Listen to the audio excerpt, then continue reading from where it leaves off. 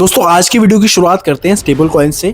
2025 में जो stable coin के इश्यूअर्स थे उन्होंने पूरे साल भर में इथेरियम पे अपने कॉन्ट्रैक्ट जो है वो डिप्लॉय किए, मतलब अपना स्टेबल कॉइन जो वो इथेरियम ब्लॉकचेन पे लॉन्च किया और 5 बिलियन यूएस डॉलर से भी ज़्यादा का मुनाफा अर्न किया है। 2021 से लेकर अभी 2025 तक लगभग 53% जो क्रिप्टो करेंसीज है वो अभी तक डेड हो चुकी हैं।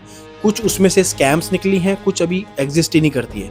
तो क्रिप्टो करेंसीज पे जितनी हाइप रहती है कहीं ना कहीं वो हाइप टेम्परेरी भी होती है। अगर आप एक stable coin, real world case based कोई टोकन या जैसे बिटकॉइन या इथेरियम जैसे एक स्ट्रॉन्ग जो ब्लू चिप इन्वेस्टमेंट्स हैं उसमें अगर आप अपने इन्वेस्टमेंट्स नहीं करेंगे तो आपका कॉइन आज पंप होके कल डंप होके वो शायद हो सकता है कहीं एग्जिस्ट भी ना करे फिर कभी। और इसमें सबसे बड़ा जो है वो 2025 का ही नाम है।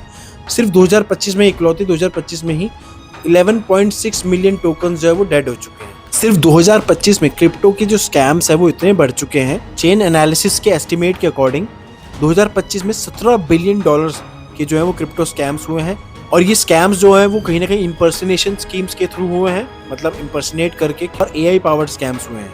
तो मोस्टली 2025 जो है वो स्कैम्स का ईयर कहीं ना कहीं रहा है क्रिप्टो के लिए। क्रिप्टो कार्ड के यूसेज की भी ग्रोथ अब कहीं ना कहीं बढ़ती जा रही है। जैसे P2P में हम कहीं ना कहीं देख सकते हैं जो ग्रोथ है वो रैपिडली हो रही है, वैसे ही क्रिप्टो कार्ड्स की भी ग्रोथ अब रैपिडली हो रही है। कहीं ना कहीं क्रिप्टो कार्ड्स की ट्रांजैक्शन अब 18 बिलियन डॉलर्स की हो चुकी है, जो कि लगभग मैच कर रहा है P2P स्टेबल कॉइन ट्रांसफर्स के 19 बिलियन डॉलर के बराबर।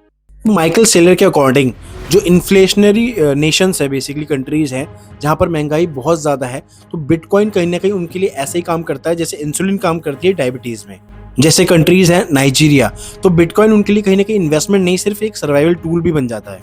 दोस्तों सैमसंग मो की प्रिडिक्शंस हैं कि बिटकॉइन को वो प्रिडिक्ट कर रहे हैं बेसिकली 1.33 मिलियन। अब ये नहीं पता इसमें कंफर्म कि 2026 में 1.33 मिलियन बिटकॉइन इतना रैपिड ग्रोथ क्या पता दिखा पाए, क्या पता नहीं दिखा पाए। इसके लिए तो मैं थोड़ा स्केप्टिकल हूँ, इतना तो शायद बिटकॉइन नहीं जाएगा 1.33 मिलियन।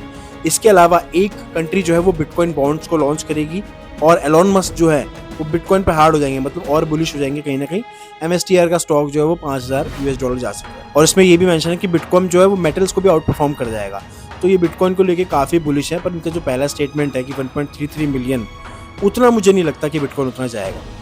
दुबई ने जो है प्राइवेसी क्रिप्टो करेंसीज को बैन कर दिया, जैसे कि मोनेरो और जी कैश।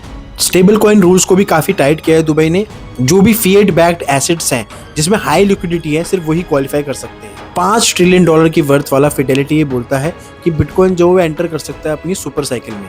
स्टैंडर्ड चार्टर के अकॉर्डिंग इथेरियम की जो डोमिनेंस है वो स्टेबल कॉइन्स में, टोकनाइज्ड रियल वर्ल्ड एसेट्स में, डीफाई में वो बहुत ग्रो कर रही है। और कहीं ना कहीं उसका नेटवर्क भी कहीं ना कहीं थ्रू आउट ग्रो कर रहा है, और ये कहीं ना कहीं हेल्प कर सकता है इथेरियम को बिटकॉइन को आउट परफॉर्म करने के लिए। और ये कुछ क्रिप्टो एसेंशियल्स हैं 2026 के।